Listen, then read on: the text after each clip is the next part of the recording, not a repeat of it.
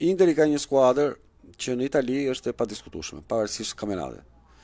Është një skuadër që duron presionin. Është një skuadër që ditë menaxhojë situata të vështira. Është një skuadër që ka eksperiencë sa dush brenda. Është një skuadër që ditë të shënojë, ditë skuadër që ditë mbroj. Dhe është në një moment që tashmë është gjithë kjo eksperiencë, gjithë kjo pjekuri për të arritë të marrë këtë kurorzohet të maksimale, atë që humbi para 2 vjet.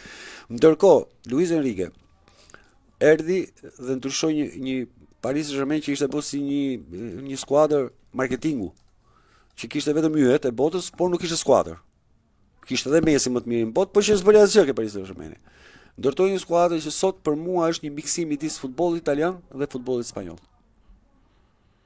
Është një skuadër disiplinuar, është një skuadër që vrapon shumë, është komplet futbolli modern që ne flasim nga mjesimtar, që lektorët flasin me futbolli modern, vrapojnë gjithkohës, mbrohen shumë mirë, janë shumë të rrezikshëm, ka lojtarë individualistë, din të zgjidhin gjithçka, kështu që do jetë ndeshje perfekte, mendoj unë që dhe këtu do jenë bankinat që do marrin vlerat. She gola Gjoka?